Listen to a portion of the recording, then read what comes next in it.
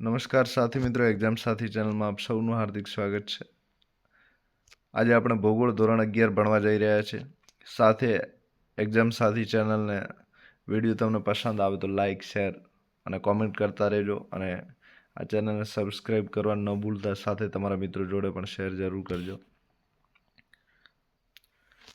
તો આજે આપણે પૃથ્વીનો ઉદ્ભવ અને ઉત્ક્રાંતિમાં ભાગ 2 ભણવાના છે। કાલે બધી આપણે ચર્ચા કરી છે, બરાબર, એટલે અત્યારે એનું કોઈ મહત્વ છે નહીં। તો પૃથ્વીની જૂની પૃથ્વીથી એના વિશે અનેક માન્યતાઓ હતી અને નવી પૃથ્વી માટે 5 થિયરીઓ પ્રચલિત છે। એમાં 3 મુખ્ય છે અને બાકીની જે 3 મુખ્ય વિભાગ છે એમાં પેટા વિભાગમાં આવે છે। તો 1 તારાની, 2 તારાની એટલે કે 2 તારાની, પછી વાયુ અને ધૂળના વાદળો પર આધારિત ઉત્કલ્પનાઓ। આપણે ગઈકાલે આ બધું જોઈ લીધું છે। સાથે એ બધી ઉત્કલ્પનાઓમાં અત્યારના વૈજ્ઞાનિકો નિહારિકા ઉત્કલ્પના અને ભરતી ઉત્કલ્પના માને છે કે આ બંને સચ્ચાઈની વધુ નજીક છે। તો આપણે ગઈકાલે જોયું હતું કે સૌર પરિવારનો જન્મ કઈ રીતે થયો, બરાબર, ગ્રહ કઈ રીતે જન્મ્યા, ઉપગ્રહ કઈ રીતે જન્મ્યા અને આપણી પૃથ્વી કઈ રીતે જન્મી, બરાબર। તો આ ભરતી ઉત્કલ્પના આપણે ચર્ચા કરી તે તમને દેખાય છે સૂર્ય છે।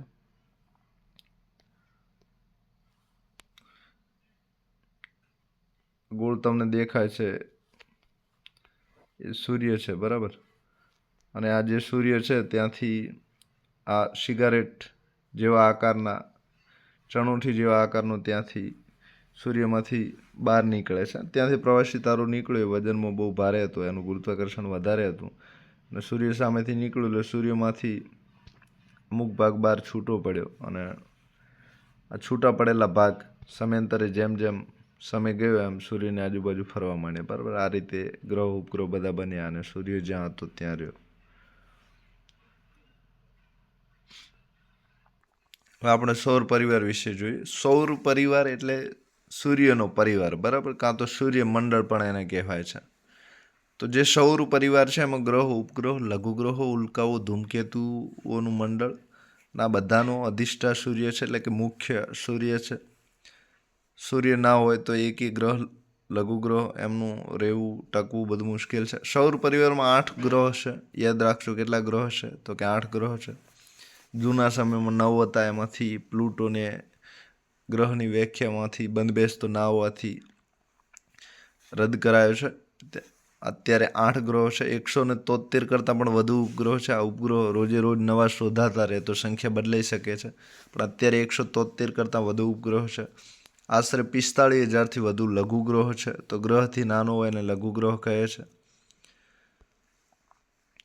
સાથે ધૂમકેતુઓ છે, ઉલ્કાઓ છે વગેરે સંયુક્ત રીતે સૌર પરિવાર કે સૂર્યમંડળ કહેવાય છે। તો આ બધા જ જે સભ્ય સૌર પરિવારમાં આવતા હોય એ બધા જ સભ્યો સૂર્યમંડળના ભાગ છે, બરાબર।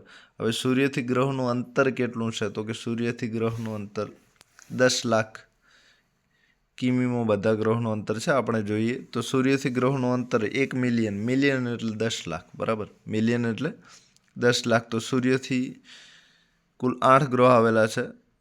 તો સૂર્ય એક તારો છે, બીજા 8 ગ્રહ છે, તો 8 ગ્રહનું નામ છે બુધ, શુક્ર, પૃથ્વી, મંગળ, ગુરુ, શનિ, યુરેનસ, નેપચ્યુન। આ 4 ભાગ પાડીને તમે યાદ રાખશો, બુધ, શુક્ર, પૃથ્વી, મંગળ, ગુરુ, શનિ, યુરેનસ, નેપચ્યુન। 8 ગ્રહ યાદ રાખશો તો તમને ઘણા બધા પ્રશ્નો યાદ રહી જશે। તો સૂર્યથી સૌથી નજીક આવેલા ગ્રહનું નામ છે બુધ।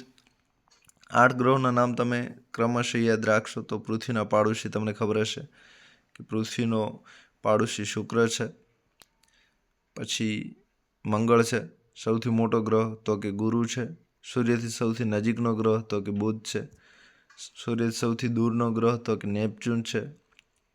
તો આ રીતે ઘણા બધા પ્રશ્નો તમને યાદ રહી જશે। તો 8 ગ્રહનું નામ તમે ક્રમશઃ યાદ રાખશો, બુધ, શુક્ર, પૃથ્વી, મંગળ, ગુરુ, શનિ, યુરેનસ, નેપચ્યુન।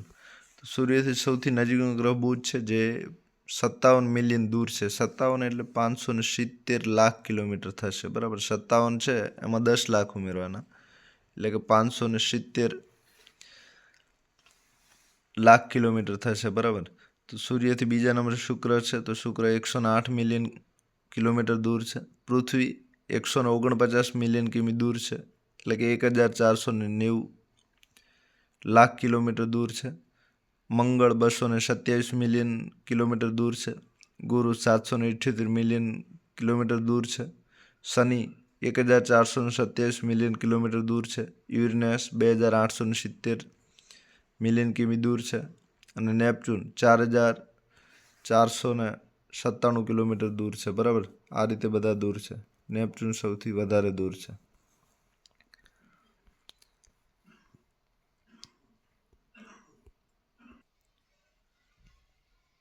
તો સૂર્ય વિશે જોઈએ તો સૂર્ય છે મધ્યમ કદનો તારો છે. સૂર્ય એક તારો છે, બધા યાદ રાખજો, પરીક્ષામાં પૂછાશે સૂર્ય વિશે. સૂર્ય શું છે? તારો છે, ગ્રહ છે, લઘુ ગ્રહ છે, ધૂમકેતુ છે. તો સૂર્ય એક તારો છે, સાથે મધ્યમ કદનો છે, મતલબ કે આનાથી મોટા પણ તારા ઘણા બધા હોઈ શકે છે. પછી સૂર્ય મધ્યમ કદનો તારો છે ને જે સ્વયં પ્રકાશી છે. સ્વયં એટલે પોતાનો પ્રકાશ છે, અને પ્રકાશ મેળવવા માટે સૂર્યને ક્યાંય માંગવા જવું પડતું નથી, પોતાના અંદરથી જ પ્રકાશ આવે છે. તો સ્વયં પ્રકાશિત છે. પોતાના પરિવારના સભ્યોને પણ તે પ્રકાશિત કરે છે, એટલે કે બીજાના ઘરમાં પણ અજવાળું કરવાવાળો હોય તો સૂર્ય છે. તમે જાણો છો કે આપણે પૃથ્વીને સૂર્ય કેવી રીતે અજવાળું આપે છે, તો કે પોતાના પરિવારના સભ્યને પણ એ પ્રકાશિત એટલે કે અજવાળું આપે છે. તો પૃથ્વી એના પરિવારનું સભ્ય છે. સૂર્યનો વ્યાસ 13,92,000 કિમી છે. બરાબર, આ યાદ રાખજો. સૂર્યનો વ્યાસ કેટલો છે? તો કે 13,92,000 કિમી છે. અને આપણે પૃથ્વીનો વ્યાસ ઘણો ઓછો છે. બરાબર, એના કરતાં 109 ગણો વધુ વ્યાસ છે. સાથે તેનું ગુરુત્વાકર્ષણ બળ પૃથ્વીના ગુરુત્વાકર્ષણ બળ કરતાં 28 ગણું વધારે છે. ગુરુત્વાકર્ષણ બળ જેમ ગ્રહ મોટો હોય, જેમ ઉપગ્રહ મોટો હોય, એમ એનું ગુરુત્વાકર્ષણ બળ વધારે હોય છે. તો પૃથ્વીના વ્યાસ કરતાં 109 ગણો વધુ વ્યાસ છે. બરાબર, અને ગુરુત્વાકર્ષણ બળ 28 ગણું વધારે છે. તે ખૂબ જ ગરમ વાયુપિંડ છે. ગરમ વાયુ એટલે હવાનો પિંડ. તો ખૂબ જ એમાં ગરમી છે સૂર્યમાં ઘણી બધી. તેની સપાટીનું તાપમાન આશરે 6000 સેલ્સિયસ અને તેના કેન્દ્રોનું તાપમાન આશરે 1.5 કરોડ ડિગ્રી છે. તો 6000 એની જે સપાટી છે, બરાબર, જેમ પૃથ્વી પર સપાટી હોય છે એમ એનું તાપમાન 6000 સેલ્સિયસ અને તેના કેન્દ્રોનું તાપમાન એટલે કે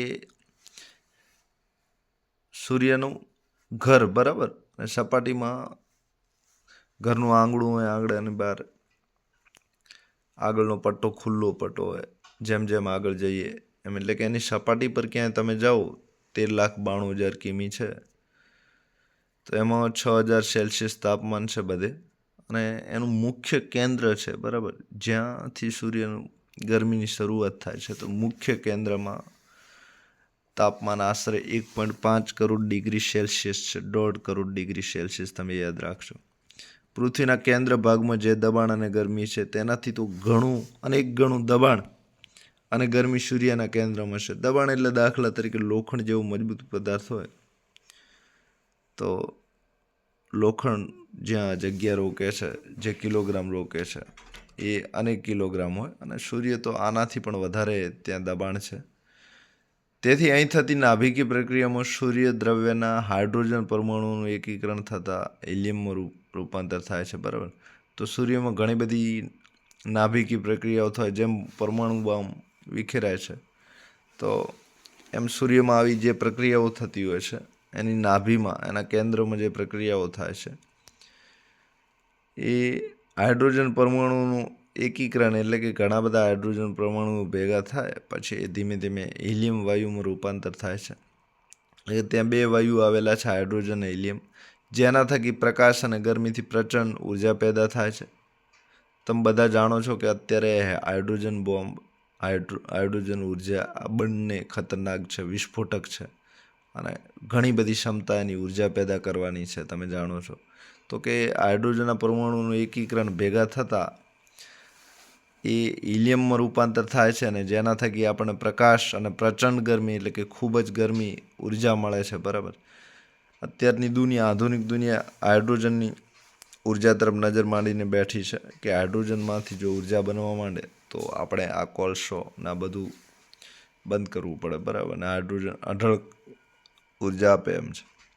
તો 12 અબજ ટન કોલસો બળવાથી જેટલી ઉર્જા પેદા થાય છે તેટલી ઉર્જા સૂર્યમાંથી પ્રતિ સેકન્ડે પેદા થાય છે. તો 12 અબજ ટન કોલસો આપણે બાળીએ અને જેટલી ઉર્જા નીકળે છે એ આખો કોલસો 12,000 અબજ ટન બાળી રહીએ તો એટલી ઉર્જા સૂર્ય પ્રતિ સેકન્ડે આપે છે. તમે વિચારો કેટલો એની જોડે પ્રકાશ છે. તો પ્રતિ સેકન્ડે 12 અબજ ટન કોલસા બાળવાથી જેટલી ઉર્જા મળે છે એટલી જ ઉર્જા સૂર્ય 1 સેકન્ડમાં આપી દે છે, એટલે કે પ્રતિ સેકન્ડે આપે છે. અને એ પણ આપ કરે છે. કોલસો તો એટલો પૂરો થયો પછી શોધવા જવું પડે, પણ એવું સૂર્યમાં છે નહીં, એ તો અખૂટ છે. આ ઉર્જા વિકિરણ રૂપે અંતરિક્ષમાં ફેંકાય છે, બરાબર. તો એના 2 વિકિરણો આવે છે, એક સૌર વિકિરણ અને એક પાર્થિવ વિકિરણ. એ ભણવાનું આગળ આવશે આપણે. તો સૂર્યની સપાટી પર દેખાતા કાળા ધબ્બાને સૂર્યકલંક કહે છે. આ તમે યાદ રાખજો, સૂર્યકલંક મહત્વના છે, આના વિશે પ્રશ્ન પૂછાશે. તો જે સૂર્યની સપાટી 6000 સેલ્સિયસ તાપમાન ધરાવે છે એ આ સપાટીની વાત છે. તો ત્યાં દેખાતા કાળા ધબ્બાને સૂર્યકલંક કહે છે, બરાબર.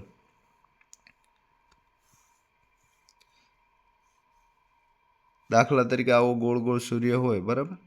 તો આ જે વચ્ચોવચ્ચ છે એને આપણે, જે વચ્ચોવચ્ચનો ભાગ છે એને આપણે કેન્દ્ર કહેવાય, બરાબર. ને આજુબાજુ આ જે ભાગ છે દૂર દૂર દૂર, આ બધું સપાટી આવશે. જેટલા દૂર જઈએ એમ સપાટી દૂર થતી જાય સૂર્યના કેન્દ્રથી, બરાબર.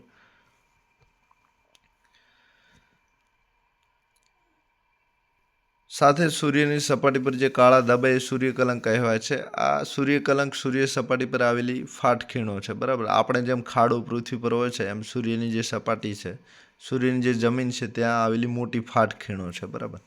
ફાટખીણો એટલે તૂટેલી ખીણો, ખાડા, બરાબર, જેમાં થઈને સૂર્યની આંતરિક ગરમી બહાર આવે છે. તો આ ફાટખીણો સૂર્યની સપાટી ઉપર આપણે જેમ દાખલા તરીકે પર્વત હોય તો ત્યાં રોકાઈને આપણે ત્યાંથી પવનને બીજો નીકળે અને કોઈના ઘરમાં ઓછો પવન આવે, કોઈના ઘરે લીમડો આડો હોય તો ત્યાંથી લીમડાથી રોકાઈને પવન આવે, તો એ લીમડાને લીધે પવન ઓછો થાય. એમ સૂર્યની સપાટી પર આવેલી મોટી મોટી ખીણો, ખાડા છે, જેના લીધે એમાંથી થઈને સૂર્યની આંતરિક ગરમી બહાર આવે છે. જ્યારે સૂર્ય કલંકોની સંખ્યા વધારે હોય છે, એટલે કે જ્યારે આ ફાટખીણો વધારે હોય છે ત્યારે આપણે વધુ ગરમીનો અનુભવ કરીએ છીએ. સૂર્યની ફરતે 4000 કિમી સુધીના તેજોમય આવરણને ફોટોસ્ફિયર કહે છે. તમે યાદ રાખજો, સૂર્ય કલંકોની સંખ્યા જેમ વધારે વધે છે એમ આપણને ગરમી વધારે મળે છે, અને સૂર્ય કલંકોની સંખ્યા ઘટે છે ત્યારે આપણને ગરમી ઓછી મળે છે. સૂર્યકલંક એક કાળા ધબ્બા જેવું હોય છે. એ સૂર્યકલંક જ્યારે સૂર્યમાં વધારે થઈ જાય છે ત્યારે આપણને ગરમી વધારે મળે છે, અને જ્યારે આ સૂર્યકલંકો છે, કાળા ધબ્બા, ઘટી જાય છે ત્યારે આપણને ગરમી ઓછી મળે છે. સૂર્યની ફરતે 400 કિમી સુધીના તેજોમય આવરણને આપણે ફોટોસ્ફિયર કહે છે, બરાબર. ફોટોસ્ફિયર, ફોટો એટલે પ્રકાશ. તો સૂર્યની જે 400 કિલોમીટર સુધીનો જે તેજસ્વી પ્રકાશવાળો જે વિસ્તાર છે, એ 400 કિમી સુધીના વિસ્તારને આપણે એક આવરણ તરીકે ઓળખીએ છીએ. તો એ આવરણનું નામ છે ફોટોસ્ફિયર, બરાબર. તો હાલમાં સૂર્ય તેની પૂર્ણ વિકસિત અવસ્થામાં છે, એટલે કે અત્યારે નાનું છોકરું મોટું થાય ને 18-20 વર્ષે પહોંચે એટલે કે પૂર્ણ વિકસિત છે. એમ સૂર્ય અત્યારે એની પૂર્ણ વિકસિત અવસ્થામાં છે, અને એવું અનુમાન છે કે સૂર્ય બીજા લગભગ 5 અબજ વર્ષ પછી નષ્ટ થશે, એટલે કે હજુ સૂર્ય બીજા 5 અબજ વર્ષ જીવે એવું બધાને લાગે છે. સૂર્ય આપણો મુખ્ય ઉર્જાનો સ્ત્રોત છે. સૂર્ય પૃથ્વીની જરૂરી ઉર્જા પૂરી પાડે છે. સજીવ સૃષ્ટિના ઉદ્ભવ અને ઉત્ક્રાંતિ માટે ખૂબ જ જરૂરી છે. તમે જાણો છો કે ઉર્જા, પ્રકાશ વગર વનસ્પતિ ન થઈ શકે. પ્રકાશ ના હોય તો આપણા દૈનિક કામો પણ ન પહોંચે. ઘરમાં વીજળી પહોંચાડવાની હજુ શરતો પૂરી નથી થતી, સરકાર માથે છે. આ તો પૃથ્વીના જેટલા પણ ઘર છે, જેટલા પણ ખૂણા છે, ત્યાં બધે ઉર્જા આપવાનું કામ સૂર્ય કરે છે. તો આપણો મુખ્ય ઉર્જા સ્ત્રોત હોય તો તમે સૂર્ય લખશો, એમાં પૃથ્વી હશે, પછી કોઈ ગ્રહ નામ આપ્યું હશે. તો આવો પ્રશ્ન પૂછાય તો સૂર્ય આપણો મુખ્ય ઉર્જાનો સ્ત્રોત છે, બરાબર. આ તમે જોઈ શકો છો. હવે આપણે આગળ જોઈએ. વિશિષ્ટ આપણે ધૂમકેતુઓ વિશે જોઈએ, બરાબર. તો વિશિષ્ટ આકાર અને દેખાવવાળા તથા લંબવૃત્તીય કક્ષામાં સૂર્યની આસપાસ ફરતા આકાશી પદાર્થોને ધૂમકેતુઓ કહે છે, બરાબર. તો એનો એક વિશિષ્ટ આકાર ને દેખાવ છે, અને લંબવૃત્તીય કક્ષામાં એટલે કે સૂર્યથી દૂર દૂર ફરતા અને સૂર્યની આસપાસ ફરતા આકાશી પદાર્થોને ધૂમકેતુ કહે છે અને અંગ્રેજીમાં કોમેટ્સ કહે છે. તો એનો એક વિશિષ્ટ આકાર ને દેખાવ છે ને લંબવૃત્તીય કક્ષામાં ફર્યા કરે છે. પૃથ્વી પરથી જોતા ધૂમકેતુ પ્રકાશિત પુચ્છ ભાગ ધરાવતો હોવાથી તેને પૂંછડીય તારા તરીકે ઓળખાય છે. તો પૃથ્વી પરથી આપણે જોતા એ ધૂમકેતુનો નીચેનો ભાગ છે, પૂંછડા જેવો જે પૂંછ ભાગ, એ પ્રકાશિત હોય છે, એટલે આપણને પૂંછડીય તારા જેવા લાગે છે. બરાબર. તો પૂંછડીય તારા એટલે પાછળથી કાં તો નીચેનો જે ભાગ હોય કાં તો નીચેના ક્રમે જે દેખાય એને પૂંછડીય તારા કહે છે. ક્રિકેટમાં જેમ પૂંછડીય બેટ્સમેન આવે 8, 9, 10, 11માં 9ના બેટ્સમેન, એ પૂંછડીયા કહેવાય. એમાં ધૂમકેતુનો પ્રકાશિત ભાગ માત્ર ને માત્ર નીચેનો ભાગ પ્રકાશિત હોય છે, તો જે પૂંછડી જેવો છે તે માટે તેને પૂંછડીય તારા કહે છે. તો આમાં ધૂમકેતુમાં સૌથી વધુ ધૂમકેતુ હેલીનો ધૂમકેતુ જાણીતો છે, જે છેલ્લે 1986માં દેખાયો હતો અને હવે 2062માં પુનઃ દેખાશે. પ્રાચીન સમયમાં એવું મનાતું કે આ ધૂમકેતુ દેખાય તો યુદ્ધ, રોગચાળો, પૂર, વિનાશક જેવી દુર્ઘટનાઓ થાય, પણ એવું હકીકતમાં નથી, એવી માન્યતા હતી. બરાબર. અને આ ધૂમકેતુ 1986માં દેખાયો અને 2062માં હજુ આપણે જોઈ શકશું. બરાબર. તમે જે ભણો છો એ બધા, અને વધારે પણ બીજો પણ ધૂમકેતુ જોઈ શકો એવી શુભેચ્છાઓ. સાથે રાત્રે જોવા મળતા ખરતા તારા કે ઉલ્કાઓ પણ સૌર પરિવારના સભ્યો છે. અંધારી રાતે સ્વચ્છ આકાશમાં જોતા ઉત્તરથી દક્ષિણ સુધી ફેલાયેલો લાંબો દુધિયા રંગનો એક પટ્ટો અવકાશમાં દેખાય છે, જેને આકાશગંગા કહેવાય છે. તો આપણે ભારતમાં જેમ જમીન વચ્ચે ચીરો કરીને ગંગા નદી વહે છે, અને ગંગા નદીનું પાણી તમે નજરથી જોઈએ તો તમને બધાને વાદળી રંગનું દેખાય. બરાબર. કાં તો સફેદ રંગનું દેખાતું અને સફેદ રંગનું. તો એ ગંગા આપણે પૃથ્વી પરથી ઉપરથી જોઈએ તો સરસ મજાનો પટ્ટો પાડે. એમાં આકાશની પણ એક ગંગા છે, અને આકાશની ગંગા ઉત્તરથી દક્ષિણ સુધી ફેલાયેલો લાંબો દુધિયા રંગનો એક પટ્ટો છે, માટે એને આકાશગંગા કહે છે. બરાબર. શું કહે છે? આકાશગંગા. તો ઉત્તરથી દક્ષિણ સુધી આ ફેલાયેલો લાંબો દુધિયા રંગનો જે પટ્ટો છે એને આકાશગંગા કહે છે. બરાબર. તો નિહારિકા વિશાળ હોય, સૌર પરિવાર ખૂબ વિશાળ છે, એમાં આવી આકાશગંગાઓ પણ ઘણી બધી આવેલી છે. તો એને દુધિયા રંગનો પટ્ટો છે. બરાબર. મિલ્કી વે એને ટૂંકમાં કહેવાય છે, દૂધિયો રસ્તો આકાશમાં. બરાબર. એને આકાશગંગા કહેવાય છે. તો આ યાદ રાખજો. કઈ દિશા? તો ઉત્તરથી દક્ષિણ. અને આકાશગંગા છે એમાં ખૂબ જ મોટી સંખ્યામાં તારક સમૂહ આવેલા છે, એટલે કે તારાના જોડકા પણ ઘણા બધા આવેલા છે, ઝુમખા. હવે ગ્રહો વિશે વાત કરીએ તો સૂર્યમંડળમાં કુલ 8 ગ્રહો છે. અગાઉ મેં નામ જણાવી દીધું છે. તો બુધ, શુક્ર, પૃથ્વી અને મંગળ, આ 4 ગ્રહ પાર્થિવ ગ્રહ તરીકે જાણીતા છે. પછી ગુરુ, શનિ, યુરેનસ, નેપચ્યુન, આ બાહ્ય ગ્રહ કહેવાય છે. એટલે કે બુધ, શુક્ર, પૃથ્વી અને મંગળ પાર્થિવ ગ્રહો એટલા માટે કહેવાય છે કે સૂર્યની સૌથી નજીક છે. બરાબર. અને ગુરુ, શનિ, યુરેનસ અને નેપચ્યુન સૂર્યથી દૂર છે. બરાબર. એટલે બાહ્ય ગ્રહ કહેવાય છે.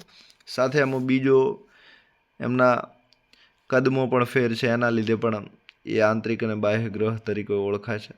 તો કુલ 8 ગ્રહ છે. એમાંથી જે સૂર્યમંડળના સૌથી નજીકના 4 છે એ પહેલા 4 પાર્થિવ ગ્રહ કહેવાય છે, એટલે કે બુધ, શુક્ર, પૃથ્વી અને મંગળ.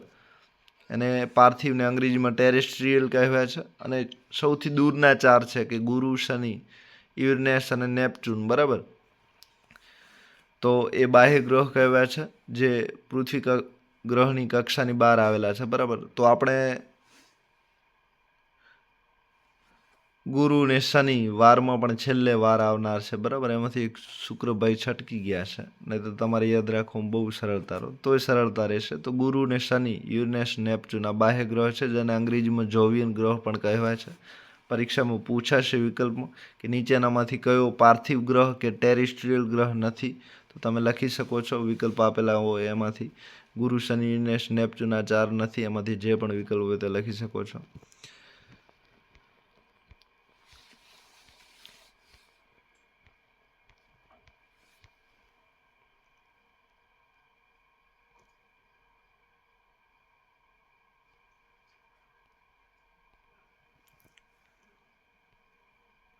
હવે આપણે સૌર પરિવારના ગ્રહો વિશેની માહિતી મેળવી લઈએ. તો એમાં 8 ગ્રહનું નામ તમે બધા જાણો છો, ન જાણતા તો ક્રમશઃ યાદ કરી લેજો.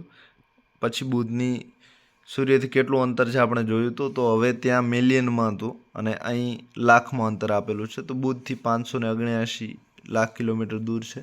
હવે પરિક્રમણ એટલે સૂર્યની આસપાસ જે ફરે છે એને પરિક્રમણ કહેવાય. અને ધરીભ્રમણ એટલે ખુદ પોતાની ધરી પર ફરે છે, જેમ ભમરડો ફરતો એમ, બરાબર. તો ભ્રમણ આવે ત્યાં ભમરડો યાદ રાખવાનો. ભમરડો પોતાની સપાટી પર ગોળ ગોળ ફર્યા કરે છે, બરાબર. અને ક્રમણ આવે છે ત્યાં બીજે ફરવા જાય છે, એટલે કે સૂર્યની આસપાસ ફરે છે. તો બુધ સૌથી નજીક છે અને 88 દિવસમાં પોતાની યાત્રા પૂરી કરે છે અને ખુદની પોતે 59 દિવસમાં પોતાની ધરી પર ફરી વળે છે. સાથે વ્યાસ 4878 કિમી એનો વ્યાસ છે. બુધ વિશે તમને આંકડા યાદ નહીં રાખો તો ઘણું બધું યાદ રહેશે. સૂર્યની સૌથી નજીકનો છે એટલે એનો પરિક્રમણ સમય ઓછો હશે. સાથે ધરીભ્રમણનો સમય તો પોતાની રીતનો હોય છે, બરાબર. દરેક ગ્રહનો પોતાનો હોય છે, એટલે એમાં બીજું કાંઈ નાના મોટાનો મતલબ નથી. સાથે વ્યાસ 4878 કિમી છે. ઉપગ્રહ એક પણ બુધ ઉપર નથી. બુધ અને શુક્ર એવા ગ્રહ છે જ્યાં એક પણ ઉપગ્રહ નથી, બરાબર. તો સાથે આ ગ્રહની સપાટી પર પર્વતો છે, ખીણો અને જ્વાળામુખી આવેલા છે અને કદમાં સૌથી નાનો અને સૂર્યને સૌથી નજીક, આ બેની વિશેષતા છે. શુક્ર વિશે જોઈએ તો સૂર્યથી 1082 લાખ કિલોમીટર એનું અંતર છે. પછી 225 દિવસ સૂર્યની આસપાસ ફરતા થાય છે અને પોતાની ધરી પર 243 દિવસ ફરે છે. એનો વ્યાસ 12100 કિમી છે. સાથે શુક્ર એટલે કે ગ્રીસની પ્રેમ અને સૌંદર્યની દેવી, બરાબર. એટલા માટે એનું અંગ્રેજી નામ વિનસ પડ્યું છે. વિનસ નામ કેમ પડ્યું છે? તો ગ્રીસ દેશ છે, બરાબર. તો આ ગ્રીસ દેશ છે, એના પ્રેમ અને સૌંદર્યની દેવી શુક્ર ઓળખાય છે. સૌથી વધુ તેજસ્વી છે અને પરિક્રમણની દિશા બધાની પૂર્વથી પશ્ચિમ હોય છે. તો આની ઊંધી છે, પશ્ચિમથી પૂર્વ, બરાબર. તો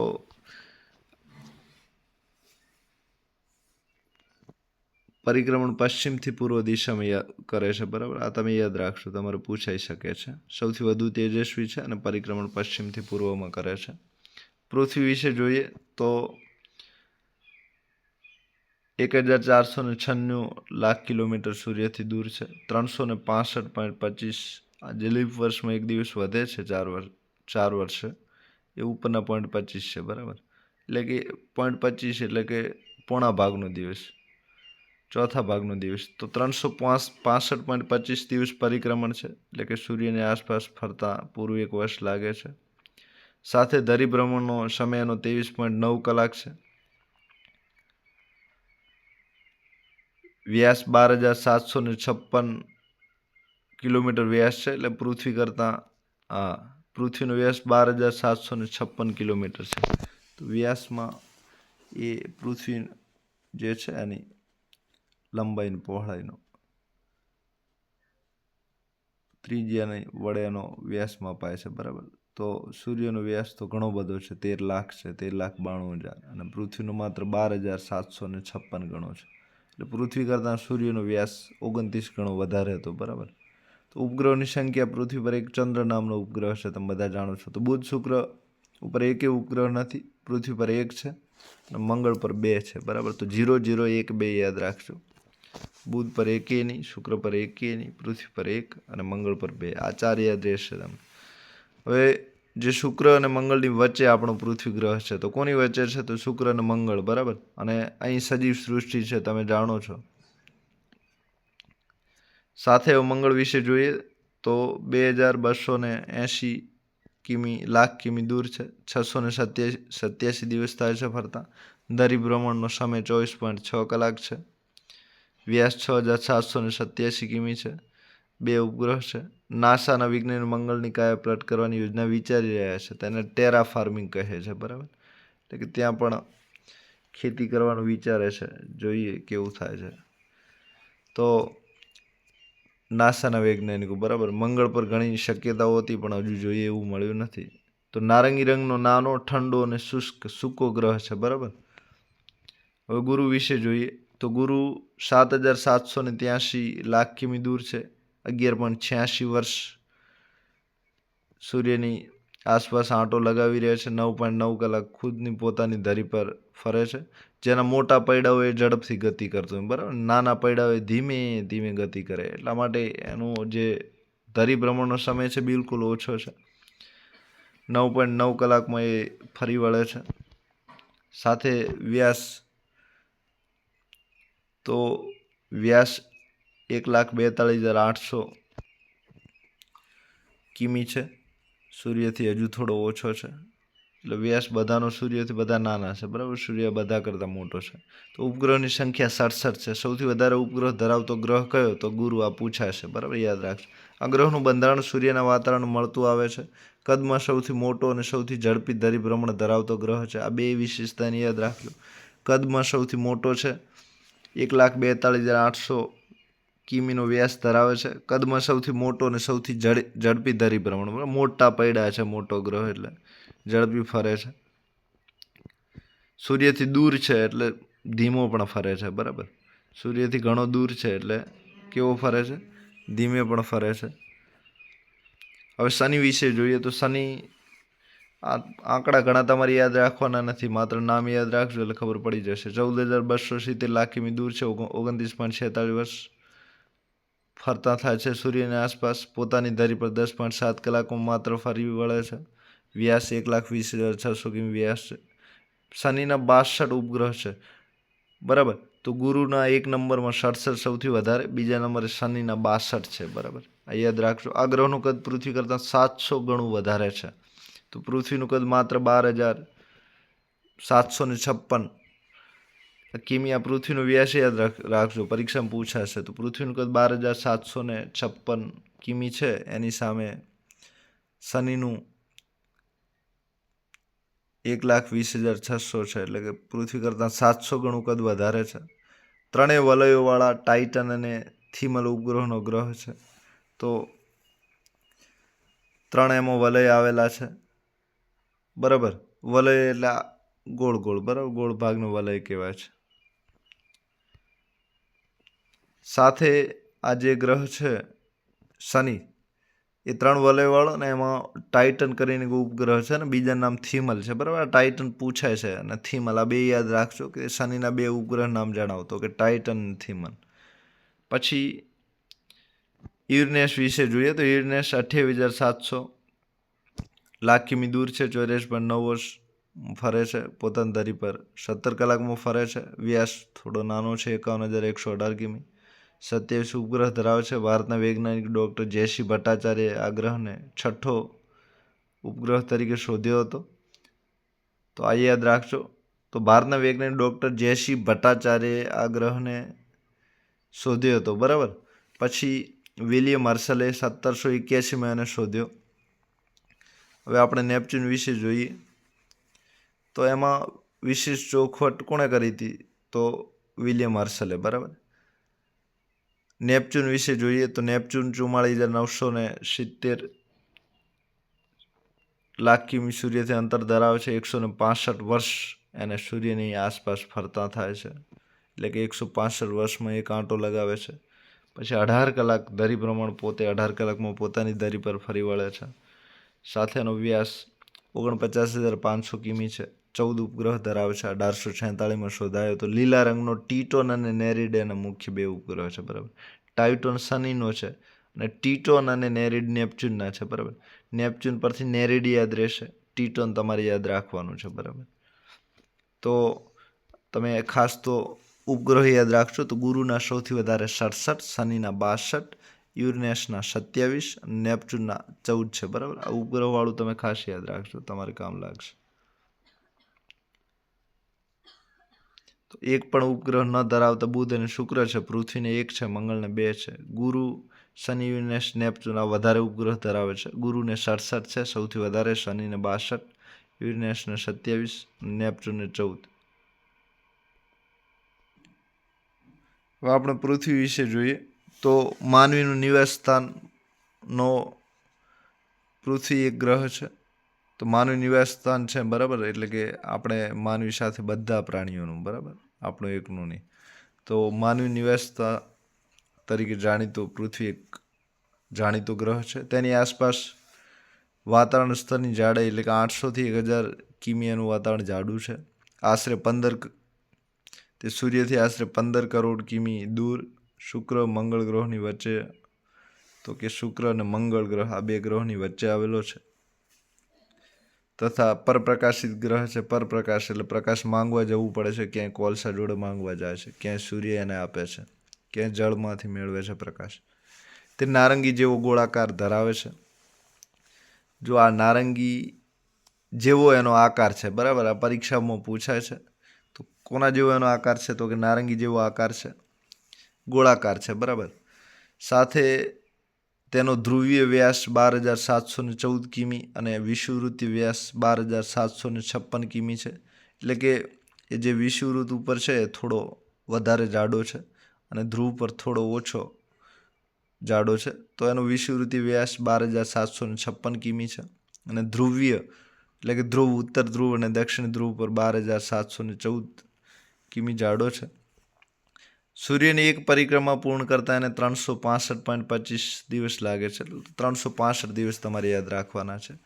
પોતાની ધરીની આસપાસ પશ્ચિમથી પૂર્વ દિશામાં 23.9 કલાકમાં એક આંટો મારે છે, બરાબર. તો પૃથ્વી તમે યાદ રાખશો પશ્ચિમથી પૂર્વ દિશામાં ફરે છે, બરાબર. તો પૂર્વથી પશ્ચિમ ન લખી નાખતા, આ ખાસ યાદ રાખશો. પૃથ્વી કઈ દિશામાં ફરે છે? તો પૃથ્વી ખાસ યાદ રાખજો, બરાબર. પૃથ્વી પશ્ચિમથી પૂર્વ દિશામાં ફરે છે, યાદ રાખજો ખાસ. પૃથ્વી કઈ દિશામાં? તો કે પશ્ચિમથી પૂર્વ દિશામાં. પશ્ચિમથી પૂર્વ દિશામાં 23.9 કલાકમાં એક આંટો ફરે છે.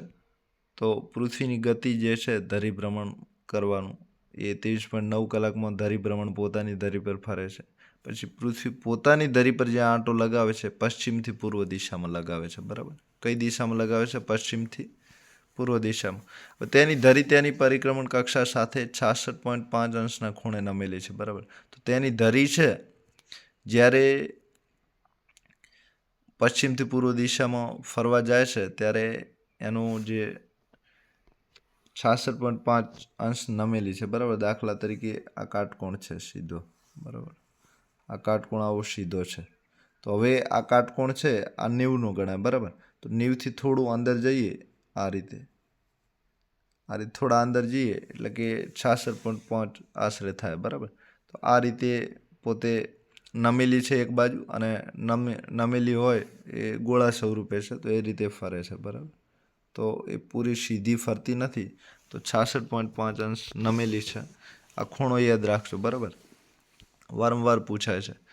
તો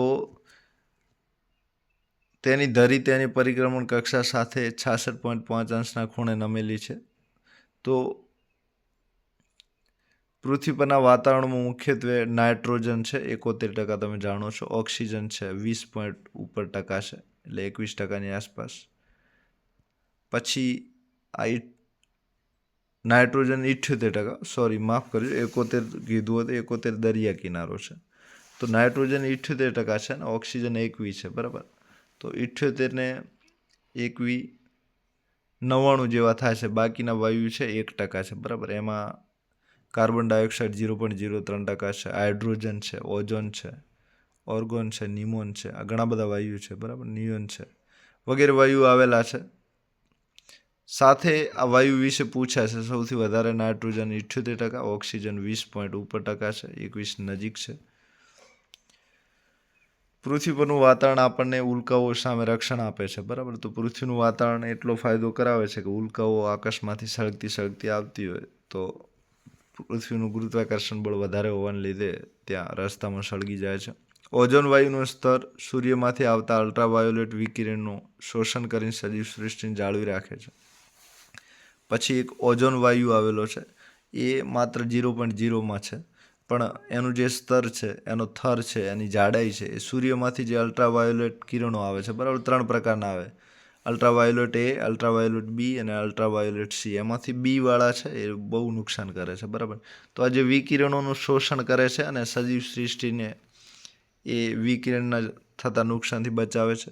પૃથ્વીનો એકમાત્ર કુદરતી ઉપગ્રહ ચંદ્ર છે, જેનું નામ આપણે જોયું છે. આ ચંદ્ર પર સજીવ સૃષ્ટિનું અસ્તિત્વ નથી, એટલે કે આપણા જેવા માણસો ત્યાં જોવા મળતા નથી. તેનો વ્યાસ 3475 કિમી છે, એટલે કે ચંદ્રનો વ્યાસ 3475 કિમી છે. આપણો વ્યાસ પૃથ્વીનો 12756 છે. ચંદ્રનો 3475 કિમી અને તે પૃથ્વીથી 3,85,000 કિમીના અંતરે આવેલો છે. તો પૃથ્વીથી પણ ચંદ્ર ઘણો બધો દૂર છે, યાદ રાખજો. 3,85,000 કિમી. ચંદ્ર પોતાની ધરી ઉપર તથા પૃથ્વીની આસપાસ પણ ફરે છે. તો પોતાની ધરી ખુદ પર પણ ચંદ્ર ફરે છે ગોળ ગોળ, અને પૃથ્વીની આસપાસ પણ ફરે છે, બરાબર. દાખલા તરીકે આ ચંદ્ર છે, બરાબર, અને આ પૃથ્વી છે. તો આ જે ચંદ્ર છે અહીંથી આમ ગોળ ફરે છે, આને પરિક્રમણ કહેવાય. અને ખુદ આ ચંદ્ર છે આમ ગોળ ગોળ ફર્યા કરે છે, એને ધરીભ્રમણ કહે છે, બરાબર. આ તમે યાદ રાખજો.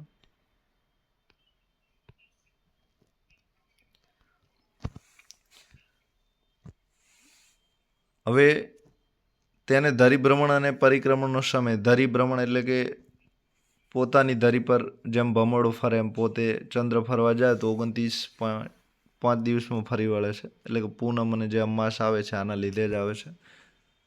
તો ધરીભ્રમણ પરિક્રમણનો સમય 29.5 દિવસ છે, એટલે કે 1 મહિના જેટલો છે. સાથે 20 જુલાઈ 1969માં નીલ આર્મસ્ટ્રોંગ પ્રથમ ચંદ્રયાત્રી બન્યા હતા. તો ચંદ્ર પર સૌથી પ્રથમ પગ મૂકનાર, તમે નામ યાદ રાખશો, નીલ આર્મસ્ટ્રોંગ છે, જે પ્રથમ ચંદ્રયાત્રી બન્યા હતા. ભારતે ચંદ્ર પર માણસ મોકલવાનું નક્કી કર્યું છે, પણ એ 2040માં પ્રથમ ચંદ્ર પર માણસ ભારત મોકલશે એવું અત્યારથી પ્લાન બન્યું છે. 2040નું વર્ષ યાદ રાખશો, બરાબર. તો 1969માં નીલ આર્મસ્ટ્રોંગ, જે અમેરિકાનો યાત્રી હતો, એ ચંદ્ર પર સૌ પ્રથમ પગ મૂક્યો હતો. તેના ખડકો મુખ્યત્વે આગ્નેય પ્રકારના છે, એટલે કે ચંદ્રના જે ખડકો છે એ આગ્નેય પ્રકારના છે. આગ્નેય એટલે અગ્નેયકૃત, બરાબર. ચંદ્રનું ગુરુત્વ બળ પૃથ્વીના ગુરુત્વ બળ કરતાં આશરે 6 ભાગનું છે, બરાબર. તો ભારત પાસે 6 હોય તો ચંદ્ર પાસે 1. દાખલા તરીકે મારું વજન 60 છે, તો ચંદ્ર પર હું જઈશ તો 10 કિલો વજન વધશે, બરાબર. તો ચંદ્ર જઈએ ત્યાં 6 ભાગનું રહી જાય છે, બરાબર. તો જેટલું હોય એનાથી 6 ભાગનું ભાગ પાડીને ઓછું થઈ જાય છે, બરાબર. તો જ્યાં 6 કિલોગ્રામ હોય ત્યાં 1 કિલોગ્રામ થઈ જાય છે, એટલે કે ગુરુત્વાકર્ષણ બળ ત્યાં બહુ ઓછું છે, બરાબર. તો ગુરુત્વ બળ પૃથ્વી કરતાં 6 ભાગનું છે, યાદ રાખજો. 6 ગણું નહીં, 6 ભાગનું છે. તેથી ત્યાં દરેક વસ્તુ વજનમાં એકદમ હલકી છે. તેના પર મૂર્ત જ્વાળામુખીઓ આવેલા છે, મરેલા જ્વાળામુખી છે, બરાબર, એટલે કોઈ નુકસાન પહોંચાડે એમ નથી. હવે આપણે બિગ બેંગ અને તેના વિવિધ તબક્કા વિશે જોઈએ. તો 20મી સદીના વૈજ્ઞાનિકોએ પૃથ્વી તથા અન્ય ગ્રહો ઉપરાંત સમગ્ર બ્રહ્માંડના ઉદ્ભવ સંબંધિત સમસ્યાને ઉકેલવાનો પ્રયત્ન કર્યો.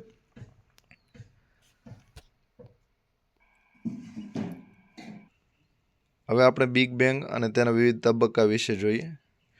તો પૃથ્વી પોતાની ધરી પર 66.5ના ખૂણે નમેલી છે. આ વિશે વાત કરી દઉં. જેમ કોઈ ટાવર હોય ને, ટાવર નીચે નમેલો હોય, નીચે એક ઝૂલતા મિનાર આવે છે ને, તો મિનાર સીધો હોય પણ એ ઝૂલે છે, અને ઝૂલવાને લીધે વળેલો છે. એમ પૃથ્વી સીધી નથી પણ 66.5ના ખૂણે નમેલી છે, બરાબર. બિગ બેંગ અને તેના વિવિધ તબક્કા જોઈએ. તો બિગ બેંગ મોટી ઘટના છે, આના ઉપર મૂવી પણ બનેલી છે.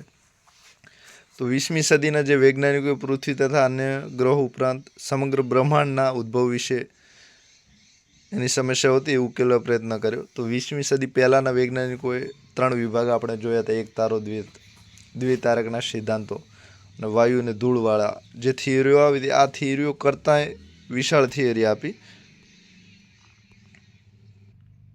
તો જૂના સમયમાં ગ્રહ અને ઉપગ્રહ કેવી રીતે જન્મ્યા, ઉદ્ભવ્યા, પૃથ્વી કઈ રીતે ઉદ્ભવ્યાની વાત હતી. પણ અત્યારે એનાથી વિશાળ આખા બ્રહ્માંડની વાત છે.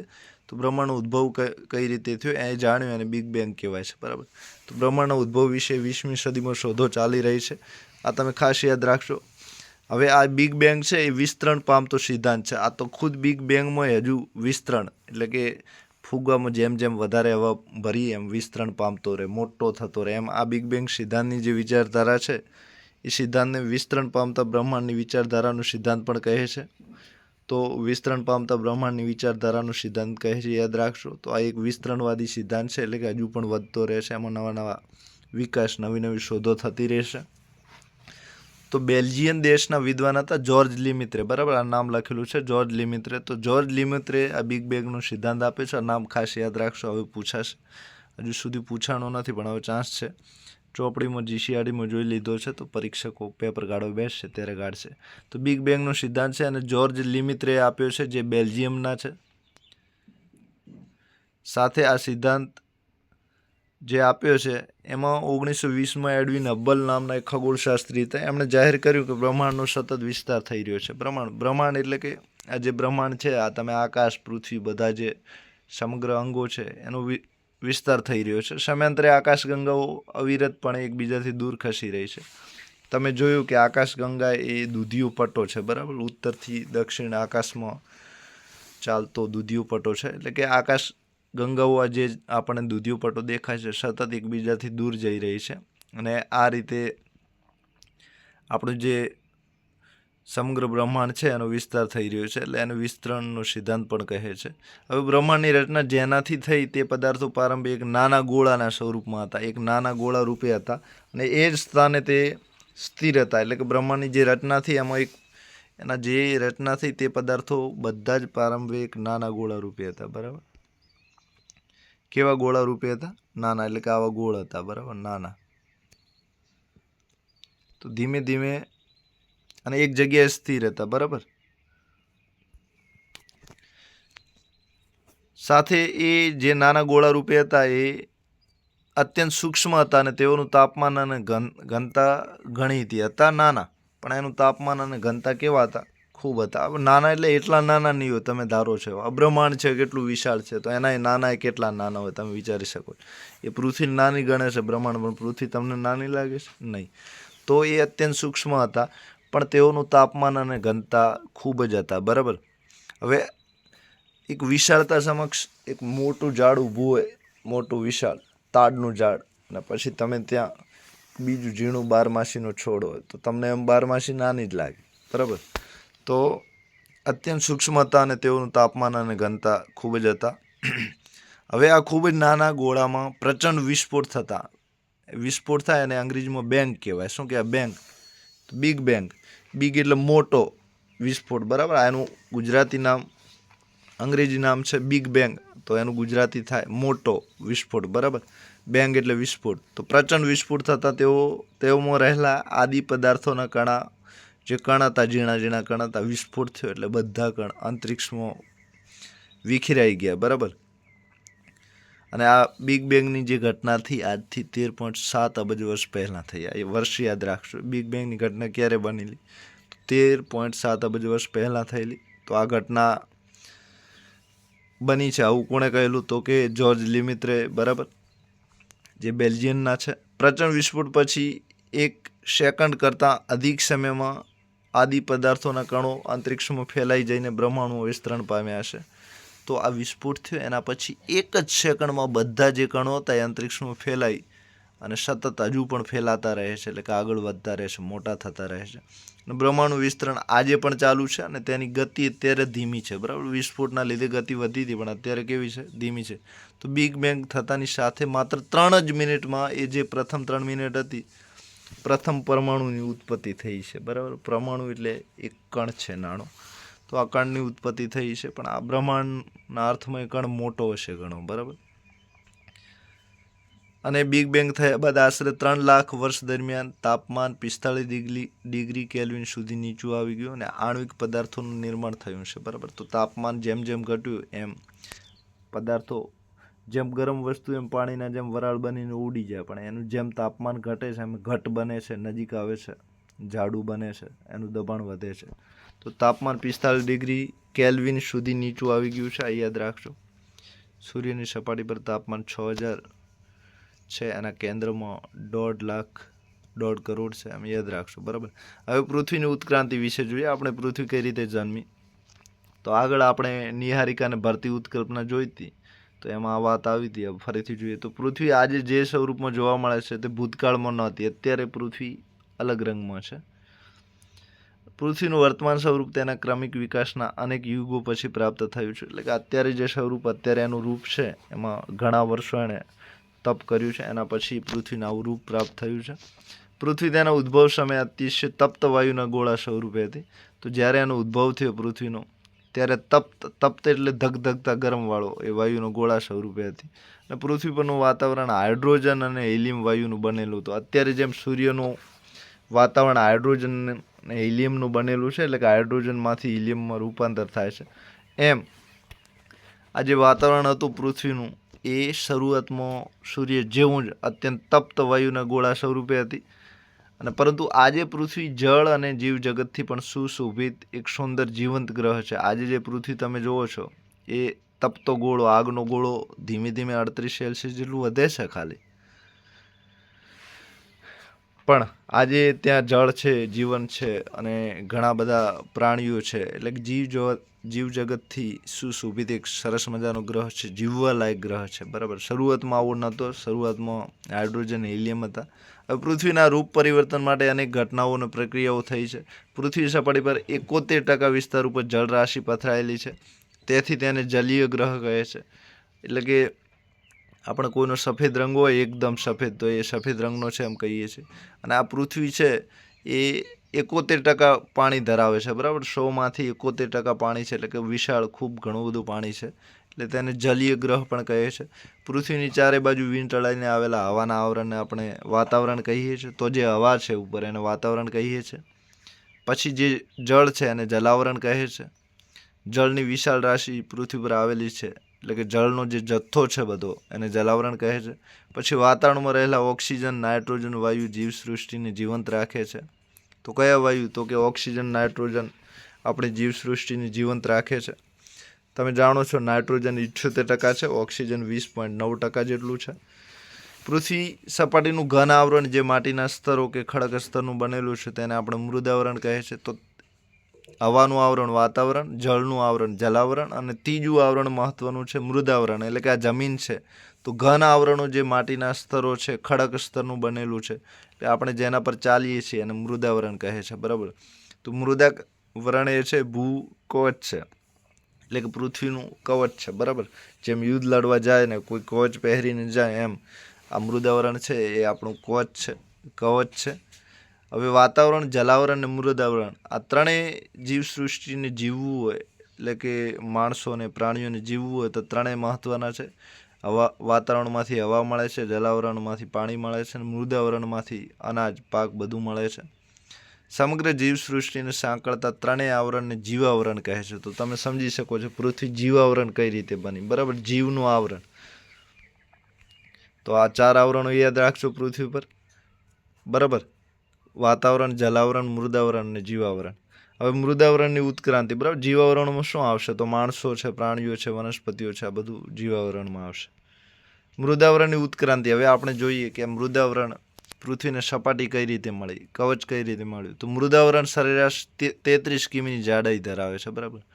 તો આ જે તમને ઉપરની સપાટી છે એ 33 કિમીની જાડાઈ ધરાવે છે. બરાબર. આ સપાટી બધે અલગ અલગ છે, પણ એવરેજ કાઢતા એટલી ધરાવે છે. પૃથ્વીની ઘન સપાટીથી ભૂકેન્દ્ર તરફ જતા સામાન્ય રીતે 32 મીટરની ઊંડાઈએ 1 સેલ્સિયસ તાપમાન વધે છે. તો પૃથ્વીની ઘન સપાટીથી ભૂકેન્દ્ર તરફ જતા, એટલે જમીનના કેન્દ્ર તરફ આપણે જેમ જેમ નીચે જઈએ છીએ તેમ તાપમાન 32 મીટરની ઊંડાઈ 1 સેલ્સિયસ તાપમાન વધે છે. 64 મીટર જઈએ એટલે 2 સેલ્સિયસ વધે છે. એટલે કે જેમ નીચે જઈએ તેમ તાપમાન ખૂબ વધે છે. બરાબર. અને તમે આ પેટ્રોલિયમ ને બધું મળે છે, કોલસો ને બધું, એના લીધે ત્યાં નીચે પૃથ્વીમાં ખૂબ આ પડ છે એની નીચે ખૂબ ગરમી છે. બરાબર.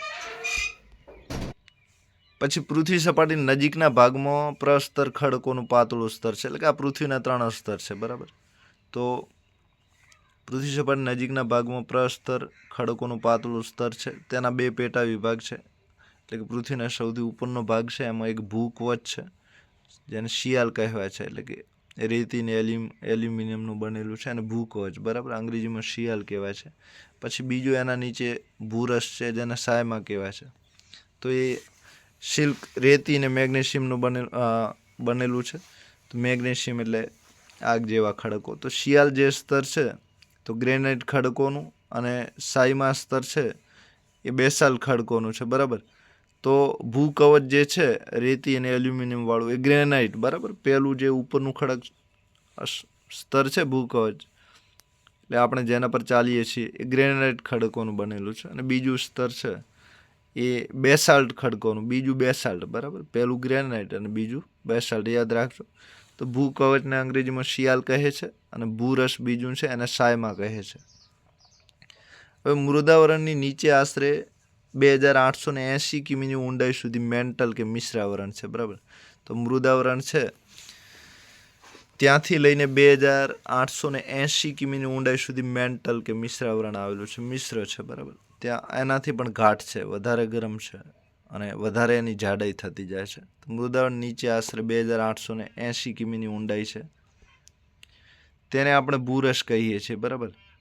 તો સૌથી ઉપર ભૂકવચ, એની નીચે છે ભૂરસ. તો આ જે ભૂરસ છે એ 2880 કિમીની ઊંડાઈ સુધી ફેલાયેલો છે. હવે મિશ્રાવરણથી પૃથ્વીના કેન્દ્ર સુધીનો વિસ્તારને ભૂગર્ભ કહેવાય છે, બરાબર. તો આ જે પૃથ્વી છે એના 3 ભાગ છે, બરાબર. દાખલા તરીકે આ પૃથ્વી છે, બરાબર. હવે આ તમે ગોળો અહીં તમને દેખાય છે, તો એ આ ઉપર સૌથી ઉપર આપણે ભૂસપાટી જોઈએ, બરાબર. શું છે? ભૂકવચ છે. તો ભૂકવચ છે એના નીચે 2880 કિમી જઈશું એટલે ભૂરસ આવશે. અને આ ભૂરસથી નીચે આટલે જશું એટલે 6000ની આગળ છે, બરાબર. એ આવશે ક્યાંક, એને આપણે ભૂનો ગર્ભ કહેશું, બરાબર. ભૂ એટલે પૃથ્વીનો ગર્ભ. તો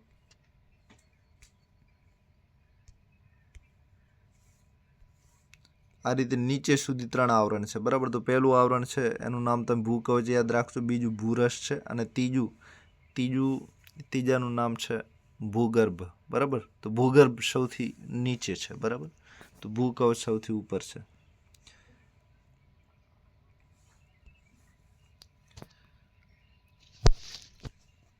હવે આ જે ભૂગર્ભ આવરણ છે એ તેનો કેન્દ્રિત ધાતુપિંડ પણ કહે છે. કેન્દ્રિત ધાતુનો પિંડ છે. ધાતુ એટલે મૂંગી જે બધી ખનિજો છે, જે ઘટ છે, વધારે વજનવાળી છે, એ ધાતુનો પિંડ પૃથ્વીના તળિયે પેટાળમાં આવેલો છે, ભૂગર્ભમાં આવેલો છે.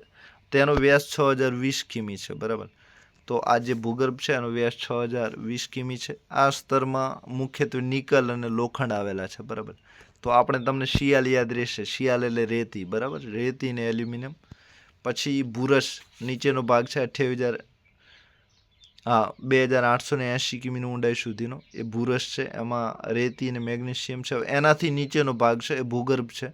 એમાં લોખંડ અને નિકલ છે, બરાબર. આ યાદ રાખજો. જેને ફેરસનું સ્તર પણ કહે છે. એ ખનિજ દ્રવ્ય મુખ્ય હોવાથી તેને નીફે પણ કહે છે. નીફે, ની એટલે નિકલ અને એફે એટલે ફેરસ, લોખંડ, બરાબર. લોખંડનું રાસાયણિક નામ ફેરસ છે. તો નીફે કહે છે. પૃથ્વીનું ગુરુત્વાકર્ષણ કે ચુંબકીય બળ આ ધાતુપિંડને આભારી છે, બરાબર. તો આ જે મજબૂત વજન છે એના લીધે પૃથ્વીનું ગુરુત્વાકર્ષણ મળ્યું છે, સાથે ચુંબકીય બળ પણ મળ્યું છે. તો ભૂગર્ભમાં થતી ભૂસંચલન પ્રક્રિયા, આંતરક્રિયાને પરિણામે ખંડો, મહાસાગરો, પર્વતો, ઉચ્ચ પ્રદેશો, ફાટખીણો, કિનારાના મેદાનો વચ્ચે ભૂમિ સ્વરૂપો વગેરે ભૂમિ સ્વરૂપો રચાય છે. તો આ ભૂગર્ભ છે એટલે કે આ અંદરનો જે બધો ભાગ છે એ 6000 સુધી ફેલાયેલો છે. એના લીધે આ મહાસાગર, પર્વતખંડ, ઉચ્ચ પ્રદેશો, ફાટખીણો આ બધાની રચના થઈ છે. તમારે મહત્વનું છે, બરાબર. તો આ મૃદાવરણની રચના છે. મૃદાવરણની ઉત્ક્રાંતિ કઈ રીતે થયેલી છે? તો એ 3 ભાગમાં છે. 3 ભાગ યાદ રાખજો. ભૂકવચ છે, ભૂરસ છે અને છેલ્લે ભૂગર્ભ છે, બરાબર. ભૂગર્ભ સૌથી નીચેનો ભાગ છે, ભૂકવચ સૌથી ઉપરનો ભાગ છે અને ભૂરસ છે એ વચ્ચેનો ભાગ છે. સાથે એને કયા નામે ઓળખીતા છે જાણી લેજો. તો ભૂકવચ શિયાલના નામે છે, ભૂરસ સાયમાના નામે છે અને ભૂગર્ભ છે એને કોર કહેવાય છે, બરાબર. નીફે. હવે વાતાવરણ જલાવરણના આપણે ઉદ્ભવ વિશે જોઈએ. તો એક આવરણ પૂરું મૃદાવરણ. વાતાવરણ જલાવરણનો ઉદ્ભવ વિશે જોઈએ તો એમાં 3 અવસ્થાઓ છે. તો પ્રથમ અવસ્થામાં પૃથ્વી પરના પ્રારંભિક વાતાવરણમાં હાઇડ્રોજન અને હિલિયમ ગરમ વાયુ તો વિશેષ હતા, જેમ સૂર્યમાં અત્યારે છે. એમાં હાઇડ્રોજન અને હિલિયમ હતા અને સૂર્યના સૌર પવનના કારણે પૃથ્વી પરના આદિકાલીન વાયુ દૂર થઈ ગયા. તો સૂર્યનો પવન, ભારે પવન આવ્યો તો એ સૂર્યના પવનના લીધે એ જે હાઇડ્રોજન અને હિલિયમ હતા એ વાયુ દૂર થઈ ગયા અને વાતાવરણની ઉત્ક્રાંતિની પ્રથમ અવસ્થા હતી, બરાબર. તો પ્રથમ અવસ્થામાં હાઇડ્રોજન અને હિલિયમ દૂર થયા. હવે બીજી અવસ્થામાં એ જે ગરમ વાયુ હતા હાઇડ્રોજન હિલિયમ એ દૂર થયા, એટલે બીજી અવસ્થામાં પૃથ્વી સમયાંતરે ઠંડી પડવા લાગી અને તેની અંદરથી વાયુ અને પાણીની વરાળ જે બધી હતી હવે ધીમે ધીમે બહાર નીકળતી હતી. એટલે વાયુ અને પાણીની આ વરાળ બહાર નીકળે એટલે જે ગરમી હતી એ બહાર નીકળતી હતી અને આ પ્રક્રિયાને વાયુ ઉત્સર્જન કહે છે, બરાબર. તો વાયુ ઉત્સર્જન એટલે વાયુનું ઉપર જવું, હવામાં જવું, એને કહેવાય પવનનું ઉત્સર્જન, બરાબર. તો એ વાયુ ઉત્સર્જન કહે છે. આ અવસ્થા દરમિયાન વાતાવરણમાં પાણીની વરાળ છે, નાઇટ્રોજન છે, કાર્બન ડાયોક્સાઇડ છે, મિથેન, એમોનિયા આ વાયુનું પ્રમાણ વિશેષ હતું, બરાબર. તો પહેલી અવસ્થામાં હાઇડ્રોજન અને હિલિયમ વધારે હતા, એ ગરમ પદાર્થો છે, બરાબર. અને બીજી અવસ્થામાં પાણીની વરાળ છે, નાઇટ્રોજન છે, કાર્બન ડાયોક્સાઇડ છે, મિથેન છે અને એમોનિયા છે, આ વાયુનું પ્રમાણ વધારે હતું અને જ્વાળામુખીઓના પ્રસ્ફોટનના કારણે વાતાવરણ પાણીની વરાળ અને અન્ય વાયુનું પ્રમાણ વધતું જ રહ્યું, બરાબર. અને એટલા બધા જ્વાળામુખી થયા કે આ પૃથ્વીનું જે પેટાળ ભૂગર્ભ હતું એ જ બધી પ્રક્રિયાઓ માટે જવાબદાર છે. એ જ્વાળામુખી છોડીને વાતાવરણમાં એના જે પેટમાં ગરમી હતી ભૂગર્ભમાં એ બધી ગરમી બહાર કાઢતું રહ્યું, બરાબર. અને એના લીધે વાયુનું પ્રમાણ વાતાવરણમાં વધતું રહ્યું, બરાબર. તો વાતાવરણમાં nitrogen, carbon dioxide, methane, ammonia બધા વાયુ વધ્યા. હવે તૃતીય અવસ્થા છે, તો આ અવસ્થામાં પૃથ્વી ઠંડી પડવાના કારણે હવે ઠંડી થઈ ગઈ. પહેલી સૌથી ગરમ, બીજી થોડી એની ગરમી ઓછી થતી હતી દિવસે દિવસે અને ત્રીજી અવસ્થામાં પૃથ્વી ઠંડી પડવાના કારણે વરાળનું ઘનીભવન શક્ય બન્યું. તો આ વરાળ જે નીચે હતી એ ઘનીભવન એટલે કે ઘટ થવા માંડી. કેવી થવા માંડી? આ ઘટ વરાળથી એટલે વૃષ્ટિ એટલે કે વરસાદ થવા માંડ્યો અને વાતાવરણમાં રહેલા કાર્બન ડાયોક્સાઇડ પૃથ્વી પરથી જે ખૂબ ગયું હતું એ વૃષ્ટિ જળમાં ભળી જવાના કારણે પૃથ્વી પરનું તાપમાન ધીમે ધીમે ઘટવા લાગ્યું, એટલે કે અને મુશળધાર વરસાદ થવા લાગ્યો. તો ત્રીજી અવસ્થામાં પૃથ્વી ઠંડી પડી અને જેની વરાળ હતી એ વાતાવરણમાં જઈને ઘટ્ટ બની અને ઘટ્ટ બનવાના લીધે એ વરસાદ થવા લાગ્યો અને વાતાવરણમાં રહેલા કાર્બન ડાયોક્સાઇડ અને આ વૃષ્ટિ એટલે કે વરસાદના જળમાં આ કાર્બન ડાયોક્સાઇડ ભળી ગયું, એના લીધે તાપમાન ધીમે ધીમે ઘટવા માંડ્યું અને મુશળધાર વરસાદ થવા લાગ્યો. અને આ વરસાદનું પાણી પૃથ્વી સપાટી પરની ઊંડી અને વિશાળ ગર્ત એટલે કે મોટી મોટી ખાડો હતી એમાં એકઠું થવાના કારણે આ સાગર બન્યા. તો આ સાગર કઈ રીતે બન્યા તમે જોઈ શકો છો. અને સાગરને મહાસાગર બન્યા અને પૃથ્વીના ઉદ્ભવ પછી 50 કરોડ વર્ષ બાદ મહાસાગર રચાયા. તો 50 કરોડ જે પૃથ્વી જન્મી હતી, બરાબર. તો એ જન્મી હતી તો શરૂઆતમાં હાઇડ્રોજન હિલિયમ હતા, પછી ધીમે ધીમે મિથેન, કાર્બન ડાયોક્સાઇડ, નાઇટ્રોજન આ વરાળ રૂપે બહાર નીકળવા માંડ્યા અને ત્રીજી અવસ્થામાં ઠંડી હતી એમાં ધીમે ધીમે વરાળ હતી એ ઘટ બનવા માંડી અને વરસાદ પડવા લાગ્યો અને આ વરસાદ જે પડ્યો આટલી પ્રક્રિયા થતાં 50 કરોડ વર્ષ થયા, બરાબર. વરસાદ ચાલુ થયો એટલે મહાસાગર બન્યા, બરાબર. તો વરસાદના ઉદ્ભવ પછી પૃથ્વીના ઉદ્ભવ પછી 50 કરોડ વર્ષ બાદ મહાસાગર રચાયા. તે પછી કરોડો વર્ષ પછી જીવસૃષ્ટિની ઉત્ક્રાંતિનો આરંભ થયો. પછી જીવો એટલે કે માનવ છે, પ્રાણી છે, પશુ છે, વનસ્પતિ છે, આનો ઉદ્ભવ મહાસાગર બન્યા. એના પછી કરોડો વર્ષ પછી જીવસૃષ્ટિનું ઉત્ક્રાંતિનો આરંભ થયો એટલે કે વિકાસની શરૂઆત થઈ. પ્રકાશ સંશ્લેષણની પ્રક્રિયા આજથી 250 થી 500 કરોડ વર્ષ પહેલાં વિકસી, બરાબર. તો પ્રકાશ સંશ્લેષણ તમે જાણો છો કે વનસ્પતિમાંથી જે વનસ્પતિ પ્રકાશ સંશ્લેષણની પ્રક્રિયા કરે છે તો આ 250 થી 500 કરોડ વર્ષ પહેલાં વિકસી હતી, બરાબર. અને લાંબો સમય સુધી સજીવો ફક્ત મહાસાગરો સુધી સીમિત રહ્યા. એટલે કે સૌથી પહેલી જીવસૃષ્ટિ ક્યાં જન્મી તો કે મહાસાગરમાં, બરાબર. તો જીવો હતા એ મહાસાગરમાં હતા, જે ઝીણા હતા એ બધા. એ થયું પ્રકાશ સંશ્લેષણ થવાને લીધે વાતાવરણમાં ઓક્સિજનનું પ્રમાણ ખૂબ વધ્યું અને મહાસાગરો ધીમે ધીમે ઓક્સિજનથી સંતૃપ્ત બન્યા અને વાતાવરણમાં ઓક્સિજન વાયુની માત્રા 200 કરોડ વર્ષ પહેલાં પ્રમાણસર બની, બરાબર. તો ઓક્સિજન પહેલાં ખૂબ ઓછો હતો પણ આ જે વૃક્ષોએ પ્રકાશ સંશ્લેષણની પ્રક્રિયા ચાલુ કરી એમાં વાતાવરણમાં ઓક્સિજન ખૂબ વધ્યું, બરાબર. પહેલાં વાતાવરણમાં સૌ પ્રથમ પૃથ્વી પર હાઇડ્રોજન હિલિયમ હતા, પછી કાર્બન ડાયોક્સાઇડ, એમોનિયા, મિથેન એ બધા ગ્રહ હતા અને છેલ્લે ઓક્સિજન, બરાબર. આ તો આમની પણ આ ત્રીજી અવસ્થા યાદ રાખશો, ઓક્સિજન ત્રીજી અવસ્થામાં આવ્યું.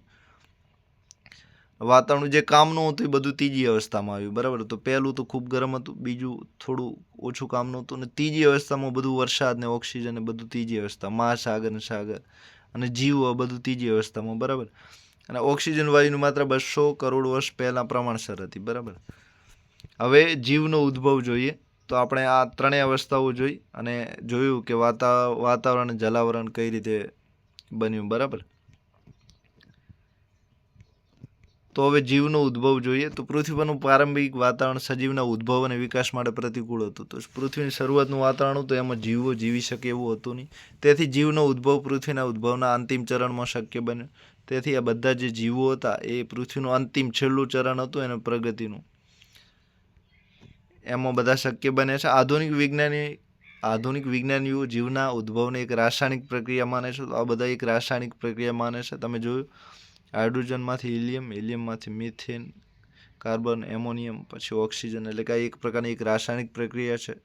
સૌથી પહેલાં જટિલ જૈવ અણુનો ઉદ્ભવ થયો. આ અણુના સમૂહમાંથી જીવનો ઉદ્ભવ થયો. તો સૌથી પહેલાં એક જૈવ એટલે કે જીવતો અણુ જન્મ્યો, બરાબર, ઝીણો કણ જન્મ્યો. તો આ રીતે બ્રહ્માંડની રચના પણ થયેલી છે. એક નાનો કણ જન્મે, ત્યાં પરમાણુ, બ્રહ્માંડ માટે પરમાણુ જન્મ્યો હતો. અહીં આપણે જીવો માટે, માણસો માટે, પ્રાણીઓ માટે એક નાનો જીવતો અણુ જન્મ્યો, અને આ અણુના સમૂહમાંથી જીવનો ઉદ્ભવ થયો, બરાબર. તો 2,50,50,00,000,000થી 57 કરોડ વર્ષ દરમિયાન પૃથ્વી પર મહાસાગરોના પાણીમાં સૌથી પ્રથમ અતિ સૂક્ષ્મ જીવ સૃષ્ટિનો પ્રારંભ થયો. તો સૌ પ્રથમ ક્યાં આગળ? તો કે મહાસાગર ઉપર. ક્યારે? તો કે 2,50,50,00,000,000થી 57 કરોડ, એટલે કે 250 અબજ વર્ષ પહેલાં. કેટલા વર્ષ પહેલાં? 250 અબજ વર્ષ પહેલાં. તો 2 અબજથી, તો તમે 2,50,00,000,000 વર્ષ યાદ રાખો ને, એટલે 250 વર્ષ, 250 કરોડ વર્ષ, બરાબર. હવે આમાં જીવ સૃષ્ટિના પ્રથમ જીવનો શરૂઆત થઈ 250 કરોડ વર્ષ પહેલાં. શરૂઆતમાં જીવો એક કોષના બનેલા હતા, બરાબર, એક જ કોષ હતો અને અમીબા નામથી ઓળખાતા હતા. એના અતિ સૂક્ષ્મ જીવો હતા એ હાડકા વગરના એક માત્ર લોચો હતો, જેમ ચામડીનો લોચો હોય ને, સાથળમાં વધારે લોચો હોય એમ આ એક પ્રકારના લોચા હતા, એમાં હાડકા હતા. અને સમયાંતરે કોમળ હાડકાવાળા પ્રાણીઓમાંથી કરોડરજ્જુ બની, પછી એના જડબા બન્યા અને કરચલા જેવા જીવોનો ઉદ્ભવ થયો. પછી વનસ્પતિ સૃષ્ટિના વિકાસને પણ કરોડો વર્ષ લાગ્યા છે. સૌ પ્રથમ મહાસાગરમાં લીલ શેવાળ હતી, બરાબર, અને જમીન પરના ઘાસ તથા નાના છોડ, અને ક્રમશઃ મોટા છોડ, વેલા અને વૃક્ષો. તો વૃક્ષો છેલ્લે આવે, બરાબર. તો સૌ પ્રથમ લીલ હતી, શેવાળ, પછી ધીમે ધીમે વૃક્ષ સુધી પહોંચી છે. તો માણસોનું પણ આ રીતનું છે. ત્યાર પછી કરોડરજ્જુવાળા ડોક તથા પૂંછડીવાળા પ્રાણીઓનો વિકાસ થયો. કરોડરજ્જુવાળા ડોક તથા પૂંછડીવાળા કૂતરો છે ને આ બધા જીવો છે, બરાબર. ત્યાર પછી શારીરિક રચનામાં ફેરફાર થતા મહાકાય પક્ષીઓ, મોટા મોટા ડાયનાસોર જેવા પ્રાણીઓનો ઉદ્ભવ થયો. તો ધીમે ધીમે આ મોટા થયા બધા, બરાબર. તો પક્ષીઓ મોટા મોટા, ડાયનાસોર મોટા મોટા, અને પછી ધીમે ધીમે વાતાવરણ અનુકૂળ બનતા આંચળવાળા પ્રાણીઓ અસ્તિત્વમાં આવ્યા. આ પ્રાણીઓ ઈંડા મૂકવાના બદલે બચ્ચાનો જન્મ આપવા લાગ્યા, એટલે કે એમની વસ્તી વધવા માંડી. સાથે આ બચ્ચાના જન્મ પછી તેમની સંભાળ લેતા હતા. આશરે 4 કરોડ વર્ષ પહેલાં વાનરોની ઉત્પત્તિ થઈ. વાનરો ખાસ મહત્વના છે, યાદ રાખજો. 4 કરોડ વર્ષ, બરાબર. તો કાળક્રમે ચિમ્પાન્જી, ગોરીલા અને બબૂન પ્રકારના વિકસિત મગજવાળા પ્રાણીઓની ઉત્પત્તિ થઈ. તો કાળક્રમે આ 4 કરોડ વર્ષ પહેલાં જન્મે, એમાં ચિમ્પાન્જી, ગોરીલા અને બબૂન આ 3 જાતો વાંદરાની જાત છે, યાદ રાખજો. આ આપણા પૂર્વજો છે, બરાબર, અડધા માણસો છે, એટલે તમે એને ખાસ યાદ રાખજો. ચિમ્પાન્જી, ગોરીલા અને બબૂન આ મગજવાળા પ્રાણીઓની ઉત્પત્તિ થઈ. અને વાનરોનું લક્ષણ માનવને મળતા આવવા હોવાથી વિદ્વાનો તેમને અર્ધ માનવ કે કપી માનવ તરીકે પણ ઓળખે છે, બરાબર. તો આ જે વાંદરા હતા, બધા જે વાનર હતા, એમના લક્ષણો કોને મળતા આવે છે? માણસને. તો આ બધા અડધા માનવ કે કપી માનવ તરીકે પણ ઓળખાય છે. તો એમનું સન્માન કરજો, બરાબર, હેરાન ના કરતા. તો આધુનિક માનવ મધ્યરાત્રિના જો આ રીતની બધી ગતિ છે, બરાબર. આ સૌ પ્રથમ તમે જોઈ શકો છો, અહીંથી ચાલુ થઈ છે આપણે વસ્તી. આવા નાના નાના ઝીણા કણ હતા અને ધીમે ધીમે તમે જોઈ શકો છો, બરાબર.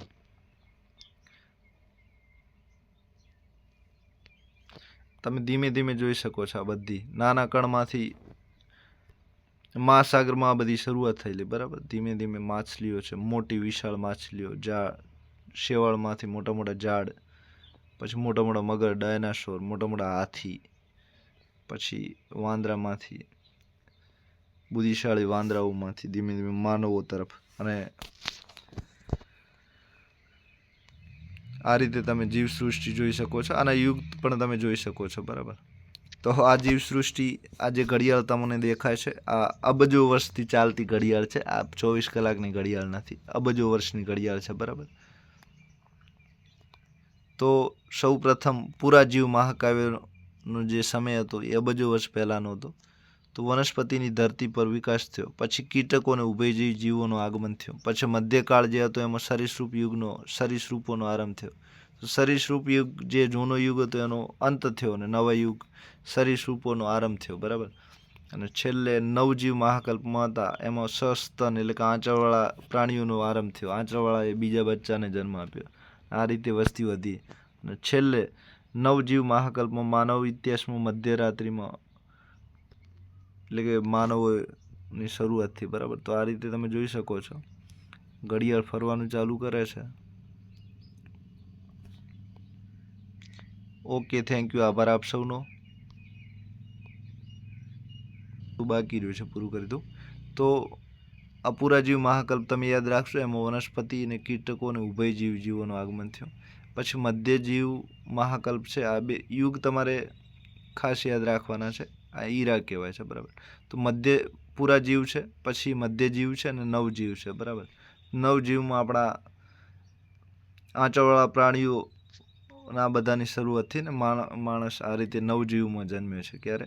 તો નવજીવમાં માણસ. આપણે પ્રશ્નોની ચર્ચા કરી લઈએ. તો નિહારિકાવાદ તમે સમજો છો બધા. તો વાદળ અને ધૂળની પ્રક્રિયાથી જે બને છે નિહારિકા બને છે. પછી ભરતીવાદ, જેમ્સ જીન જેફરીજ, આ બે નામ તમે જાણો છો. પૃથ્વીના આંતરિક રચના વિશે તમે 3 આવરણ, ભૂકવચ છે, ભૂરસ છે, અને છેલ્લે ભૂગર્ભ છે, આની વાત છે. સૌર પરિવાર તમે જાણો છો, બધા ગ્રહ ઉપગ્રહ છે. બિગ બેંગ જાણો છો, પ્રચંડ વિસ્ફોટ, એનું નામ યાદ રાખશો, બેલ્જિયમના વૈજ્ઞાનિક નામ.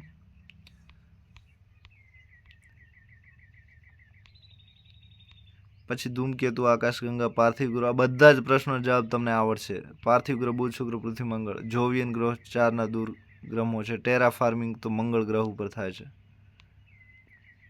પૃથ્વીની ઉત્પત્તિ સમજાવતા સિદ્ધાંતો કયા છે? સિદ્ધાંતોનું નામ તમે જાણો છો, બરાબર. એક તારા, દ્વિતારા, એ બધા. પછી આવરણોવાળો સિદ્ધાંત. પછી સૌથી તેજસ્વી સુંદર ગ્રહ કયો છે? ગુરુ છે. ટીટોન કોનો છે? તો ટીટોન તમને વાત કરી હતી કોનો છે, નેપચ્યુનનો. સૂર્યકલંકના બધું આવડે છે તમે, બરાબર. પ્રશ્નો જોઈ લેજો.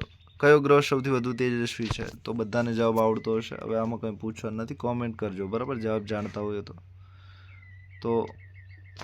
શુક્ર.